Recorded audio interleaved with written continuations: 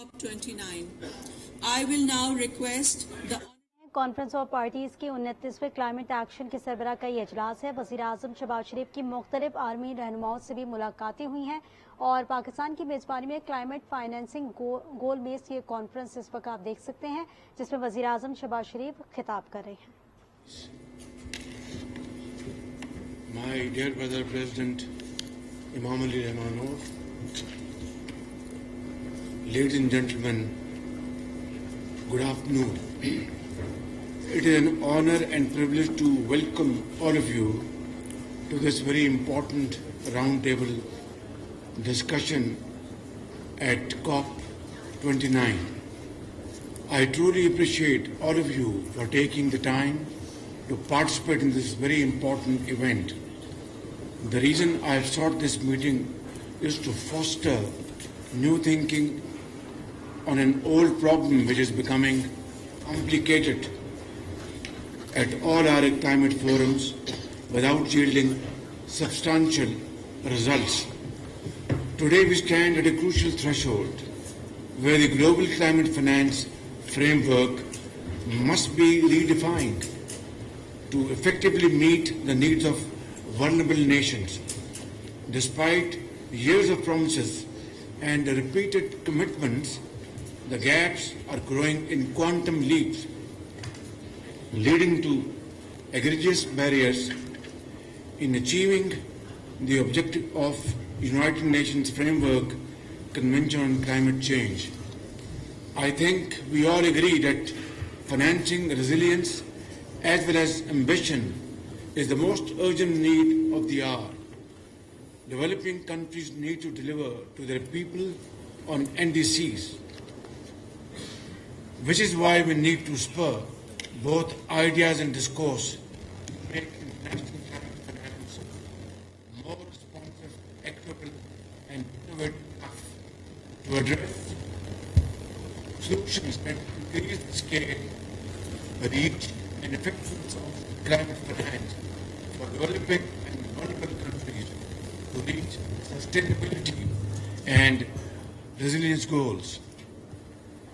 Ladies and gentlemen, developing countries will need an estimated $6.8 trillion by 2030 to implement less than half their current NDCs. Donor countries should fulfill their commitment to provide 0.7% of their gross national income as development assistance and capitalize existing climate funds. One such commitment, the $100 billion annual climate finance pledge, established over a decade ago at COP15, is now reported by the OECD to have reached only $160 billion.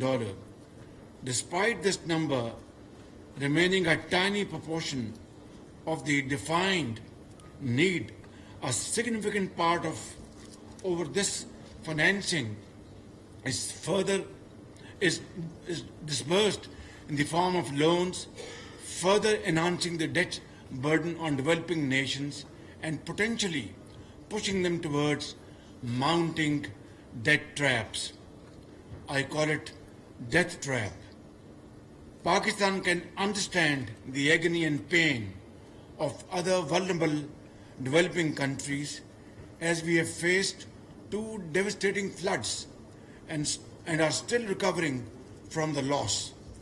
In order to spur some transparency and coordination into the financial commitments made to developing countries under climate transfers, Pakistan, alongside many other developing countries, calls for stronger, more equitable climate finance mechanisms under the United Nations Framework Convention on Climate Change. We therefore propose that a mechanism be set up to measure the unfulfilled pledges, fragmented and incomplete landscape of climate funds to developing countries in what I call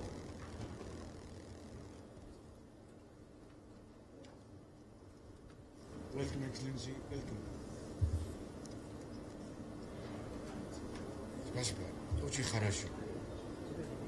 To developing countries in what I call internationally determined contributions, whereby major historic emitters should account for climate finance commitments for both migration and adaptation pledges, reflecting their proportionate responsibilities. Ladies and gentlemen, debt cannot become the acceptable new normal in climate financing, which is why we must resume focus on non-debt financing solutions, enabling countries to fund climate initiatives without imposing additional burden. In 2022, when one-third of Pakistan was underwater, the country had to repurpose all its development and climate funds for just financing basic relief and humanitarian efforts. Ladies and gentlemen, developing countries looking to enable energy transitions must also get preferential capacity and technical assistance in fast-tracking consortium financing through various financial instruments. In order to further our goals, I would suggest that UNFCCC set up a committee to review IDCs periodically. Ladies and gentlemen, I conclude by stressing the urgent need for reform of the international financial architecture. Now is the time to build upon the momentum for international financial reform, forging a path where no nation is left behind in the global response to climate change. Thank you very much.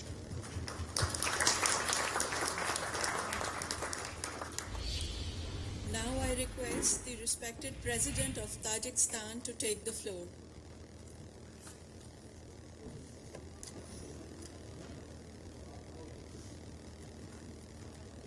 में climate finance गोल में इस conference जिससे वजीर आजम शहबाज शरीफ खिताब कर रहे थे, इस मौके पर उन्होंने कहा कि कॉन्फ्रेंस के शुरा को खुशामदीद कहता हूं।